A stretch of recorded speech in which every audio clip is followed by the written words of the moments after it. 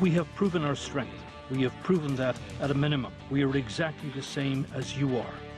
So do prove that you are with us. Do prove that you will not let us go.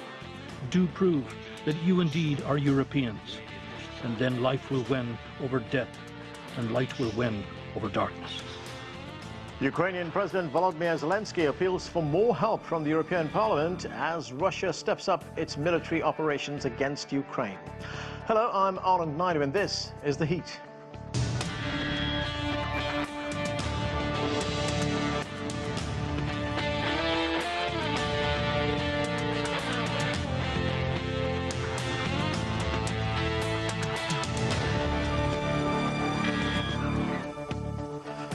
The Ukrainian city of Kharkiv has been bombarded over the last few days, resulting in many casualties, while Ukraine says a strike on the main television tower in Kyiv killed 5 people. Meanwhile, a Russian military convoy some 65 kilometers long is on the outskirts of the country's capital, and Ukrainians are preparing for another possible attack.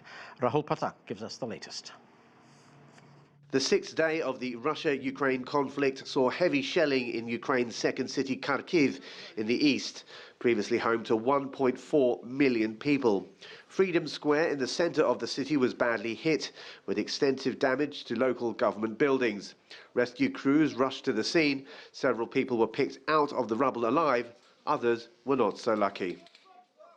Meanwhile, in the north of the country, satellite images picked up a much larger Russian military convoy than initially thought, stretching 64 kilometers all the way to the northwest of the capital, Kiev. Further reports have stated that ground forces and ground attack helicopters are preparing for action in southern Belarus, just over 30 kilometers north of the Ukraine border. The Ukrainian president addressed his nation on Wednesday. A terror that aims to break us, our resistance. They are coming to our capital just as they did to Kharkiv. Therefore, the defense of the capital today is a key priority for the state. In all cities, Ukraine must do everything possible to stop the enemy. Several districts in separatist-controlled Donetsk were without power following explosions. West of the city, the Interfax news agency reported Russian forces took control of 2 towns, Enerhodar and Bernyansk, in addition to a nuclear power plant in Zaporizhzhia.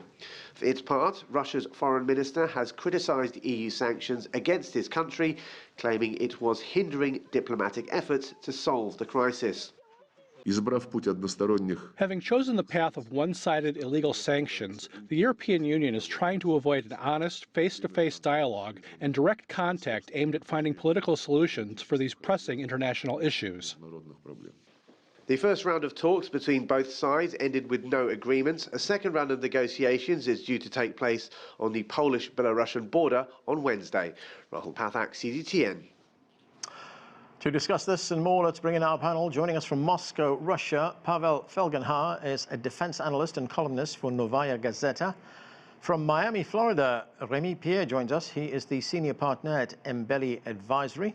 From Kingston, Rhode Island, Nicolai Petro is a professor of politics at the University of Rhode Island. And from Kyiv, Ukraine, is Pavlo Kukhta. He is the former acting minister of economics in the Zelensky government. Welcome to all of you. And Pavlo, let me start with you. The Russian attacks, as we've just been reporting, have escalated. There have been 2 big explosions in Kharkiv, and the television tower has been hit in Kyiv as well. There are reports that several people have been killed in Kharkiv. There's that Russian convoy, which is outside Kyiv. It's about 65 kilometers long. And we heard President Zelensky appeal for more help from the Europeans in that address to the European Parliament. Now, you're in Kyiv right now. What is your assessment of the situation there? So actually, I am in Lviv, that is the town to the west of Kyiv, though I'm in constant contact with a lot of people in Kyiv, so I know the situation well.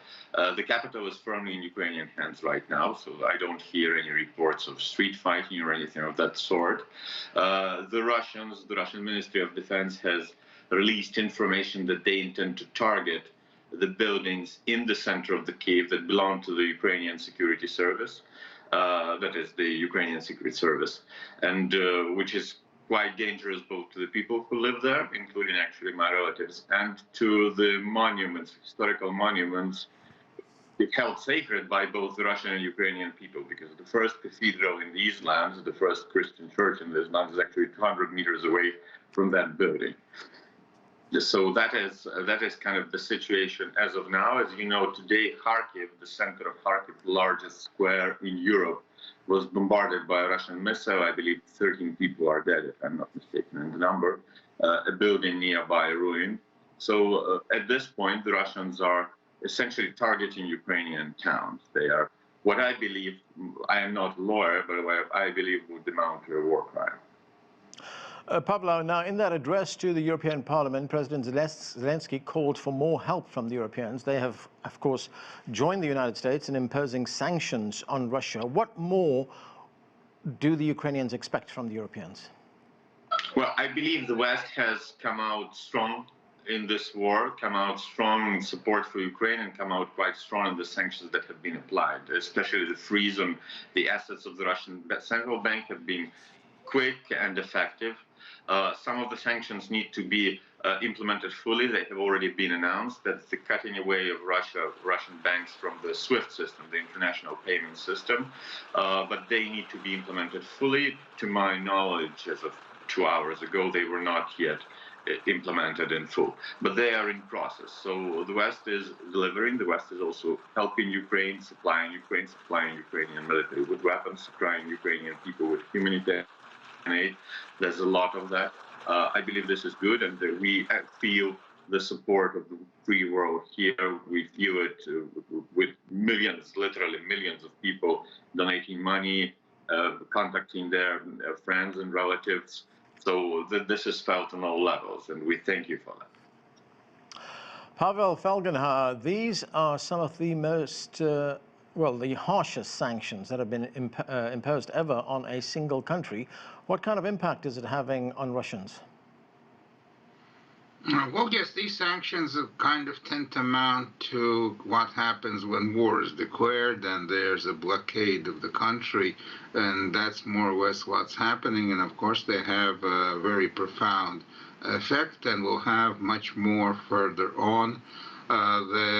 The freezing of the assets of the central bank and of the Russian finance ministry, because our sovereign fund, reserve fund, it's under the custodianship of the central bank and is mostly in hard currency, so they were both frozen, means that the central bank has big problems keeping the level of keeping the ruble afloat, and so they increased their minimum lending rate, or their main lending rate, from 9.5% to 20%. That helped a bit to stabilize the situation with the ruble, though not fully. But it also means that there's going to be economic depression, a very serious economic depression coming on in Russia, because normal industry and normal business, well, they can't really function at the 20% interest rate when they get it, or even more, 25 in banks. It's hard to have business, and that's going to hit the Russian public very hard. Right now, there's inflation running up because those goods that have foreign components in them, right, and that's almost all of them, are right now, the retailers are raising the prices, so there's a bit of a panic in Russia. Everyone, in Russia, traditionally, everyone looks at the rate of the dollar, yep, and that's seen as a very important indicator. When the ruble falls and the dollar goes up, that means something's really bad in Russia. So psychologically, the people are very, very afraid and frustrated. Right. Pavel, there's quite a debate going on over President Putin's ultimate goal, what he's planning to do. But we did get this from the Russian defense minister. Let's listen to what he had to say. Our main goal is to protect Russia from military threats created by Western countries that try to use Ukrainian people to fight against our country. The Russian army is not occupying Ukraine's territory and takes all the necessary measures to save lives and ensure the safety of civilians.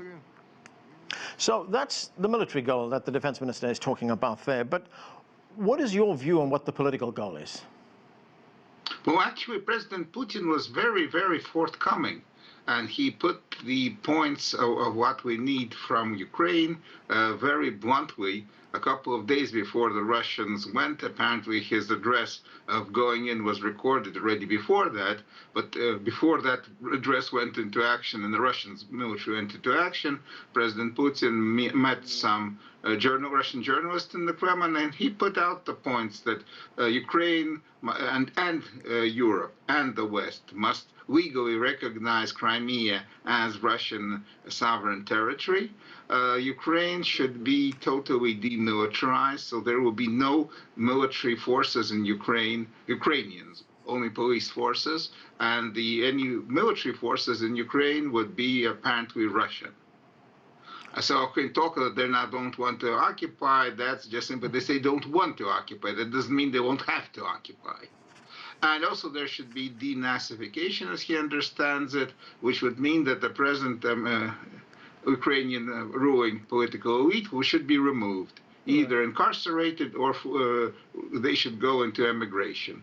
A new government should be installed that will recognize other, say the Donbass also as an independent statelet, and then Ukraine will turn into a buffer zone between Russia and NATO under Russian protectorate. That's and eventually will be, of course, integrated as part of Russia. So that's the political goals, and they have been stated officially. Yeah. Okay. Pavlo, very quickly, your response to what you just heard. Well, I mean, Pavel did a very good assessment of that. I can only say to that Mr. Putin can, well, okay, I'll be polite.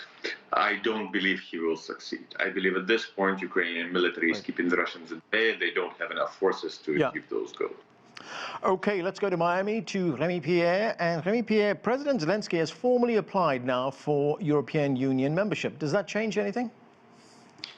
Well, obviously, I mean, it's a result and direct result of pushing further and further away the Ukrainian leadership right now in Kiev into in direction of Europe, which is a completely understandable situation. I mean, the process in itself takes a very long time, so you will not see any kind of results from it in the time of lapse of the conflict as of today. What's very impressive when you look at it from the perspective of the European Union is that you have a complete, let's say, joint line and everyone voting in favor unanimously in favor of sanctions against Russia.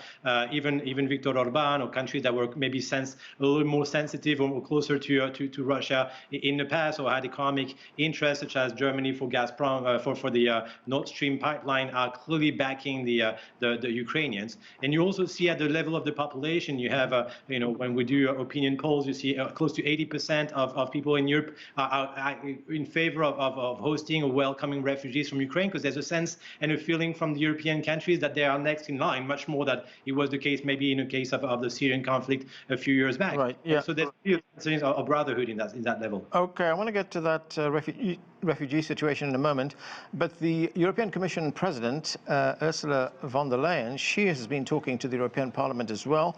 This is what she told them. Let's listen to her.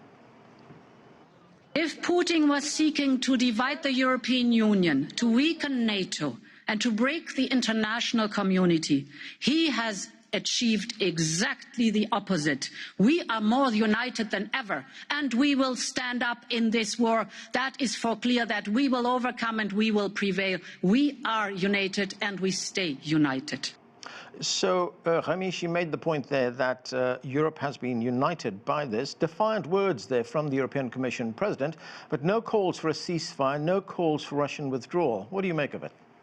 Well, at this point, there's a slight avenue for diplomacy still after the effort from European leaders to try to not arrive to this level of crisis. There were talks, I mean, as you know, at the frontier between Belarus and Ukraine, and it will follow. I don't think it's the responsibility of the European Union to call for the ceasefire on behalf of participants, but obviously it has been pushing for peace and a de-escalating of the situation here. It's very interesting, and the other participant made a very good point on the sanctions, the level of sanctions and the impact that those can have. Those sanctions can actually be very unpopular in Russia, a place where there is very limited communication on this conflict and very huge propaganda from the Kremlin on this conflict, and seeing the impact on everyday life of inflation, of rising prices, might actually create more discontentment and an impact on the security of the regime in Russia in the mid to long run. Nicolai Petro, the United States, of course, has led this effort to impose sanctions on Russia, but these sanctions, for now, have not deterred the Russian president in any way. Now we're hearing calls for a no-fly zone to be imposed over Ukraine. The White House, for the time being, has nixed that idea. They say that's not a good idea because that could lead to a confrontation between the United States and Russia, and that could escalate into a nuclear confrontation very quickly. So what other options does the United States have right now? I don't think it is considering any military options.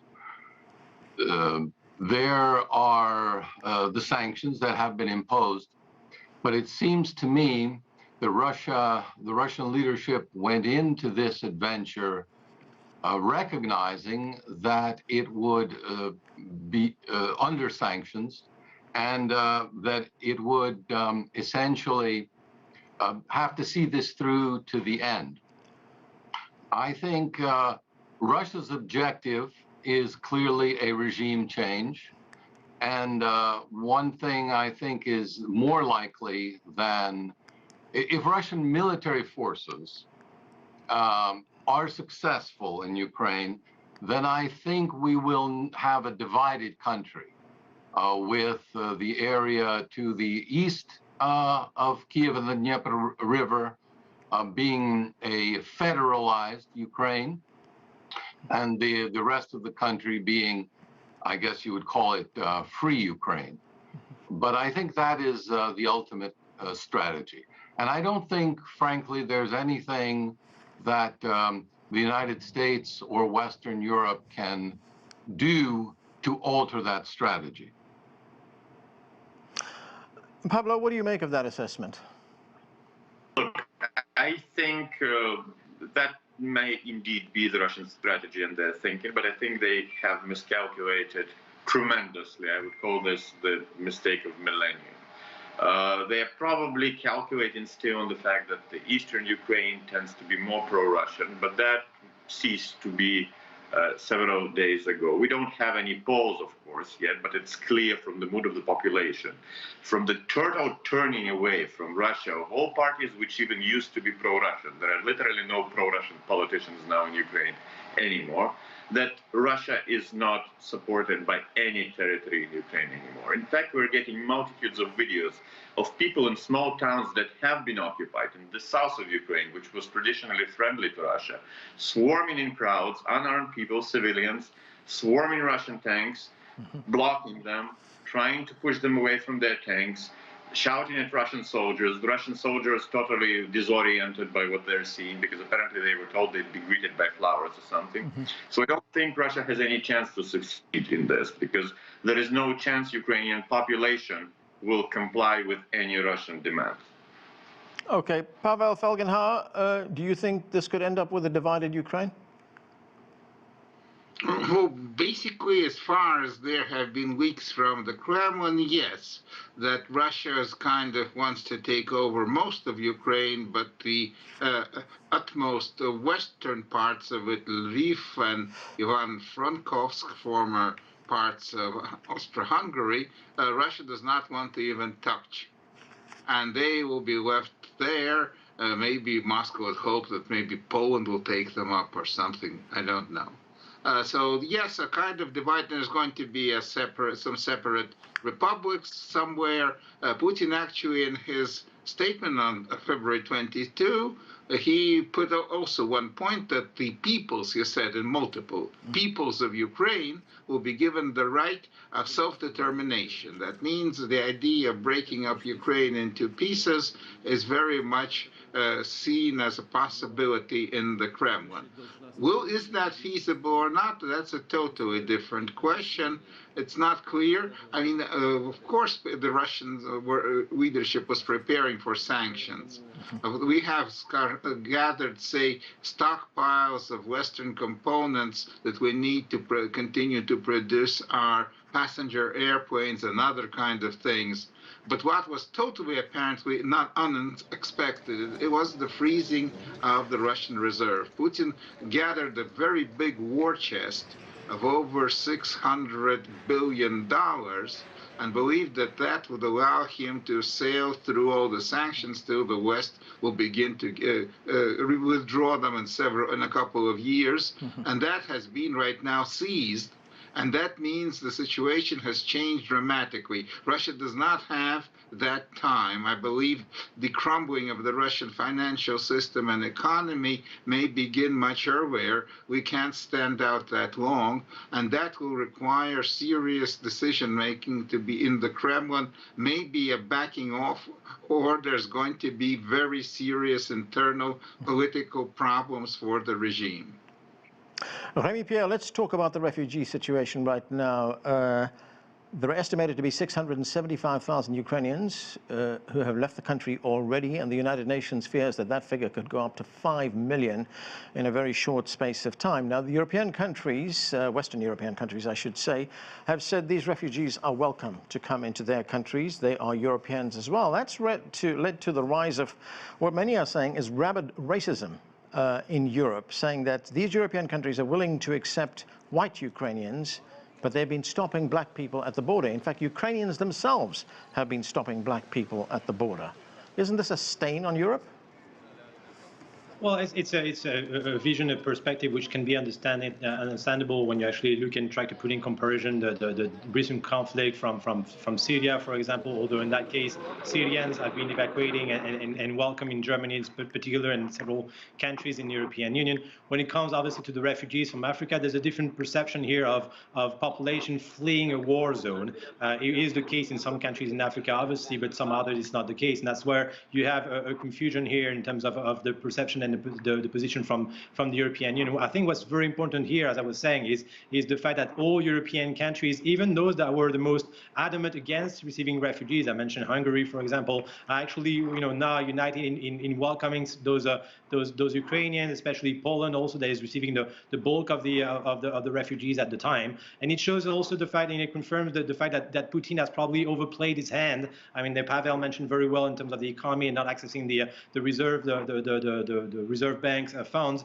but that's also the case of misunderstanding the capacities of the European Union to try to have a united front in front of Russia. And in the case of the population, being able to strongly, since it cannot, Ukraine is not a member of NATO, there's no agreement in terms of having military forces, sent and protected in terms of at least the humanitarian side of it under the helm of the United Nations, under the helm of the European Union, to be able to welcome those populations.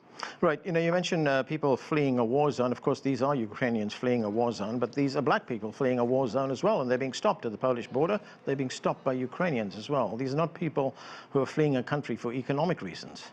You make a very good case, and that's something also that happened during the Belarus conflict with those being brought by charters from war zones in the Middle East. Absolutely, it is the case. On that case, you've seen still a series of refugees, and there's probably the European Union is one of the organization that has the most profound and deep policies towards refugees, that compared with the United States, for example, or Russia, to say the least. Racism in Russia is a huge phenomenon, and unfortunately, population from different color skin are even least welcome in Russia than they are in the European Union. But you make a good point. Nicolai Petro, President Biden, of course, will address the country on Tuesday evening in his State of the Union speech. The United States has a lot of domestic problems. There's rising inflation. For one, the economy has been deteriorating. He's also going to address the situation in Ukraine, so it's going to be a bit of a balancing act for him. What do you expect? I expect mostly platitudes from the president and a lot of criticism of rather unspecific rhetoric that I expect from him by the Republicans. But I would like to return to the actual issue of Ukraine and highlight that until the situation militarily on the ground is clarified, all of this is speculation. We will not know how the situation diplomatically is likely to unfold. When you say clarified, I think the situation is building to a climax, but we are still at least several days away. The main force of the Ukrainian military has not yet been engaged, and we don't know how exactly that battle will go, whether it will go in favor of Russia or in favor of the Ukrainian armed forces. But ultimately, this issue will be decided by whether or not the Ukrainian people decide to fight or not. Right. Pavlo Kukhta, talks have started to try and get some kind of ceasefire. Those talks have been taking place on the border with Belarus, on the border with Poland as well. Is there anything President Zelensky can do right now to secure a ceasefire? Perhaps taking NATO off the table, or perhaps recommitting to the Minsk Accords? Okay, but before I answer that, I'd like to comment on the issue that I've heard for the first time, which is that of people of color being somehow stopped by Ukrainian border guard. I haven't heard any verified information of that. I believe you might be dealing with fake news thrown in by Russia. Well, this was a major story in today's New York Times. Possibly, maybe I haven't checked that, but if that is the case, I would kindly ask your editors to forward me the story. I will contact Ukrainian border guard and we'll settle the issue. This is unacceptable. No racism is accepted here. Ukraine is a civilized European country, so we will resolve that problem if indeed it happened, because again, there is a lot of disinformation, and Russia uses fake news as a weapon. They weaponize it. Yeah. So please be careful with how you treat information from a war zone. Well, Pavlo, you say no racism is acceptable in Ukraine, yet the Ukrainian National Guard has a battalion called the Azov Battalion, which is they themselves say that they are a white supremacist neo-Nazi group. You have to understand the context here, right? Ukraine is an almost all-white country. These people are radical nationalists. I do not support their ideology, but they are not racist in the same way you would call a racist person in America, where racial issue is so high because there are different races here. Ukraine is almost mono-racist. But again, I do not support and do not endorse their ideology. They're indeed a far right group. Okay. So again, in a war, everyone has to fight. Right. Nicolai Petro, I just have about 40 seconds left. You know, some of America's most prominent strategic thinkers, people like George Kennan, Henry Kissinger, William Burns, the current director of the CIA, have been warning for years that this expansion of NATO would lead to a confrontation with Russia. The exact thing that we are seeing right now. Could this have been avoided?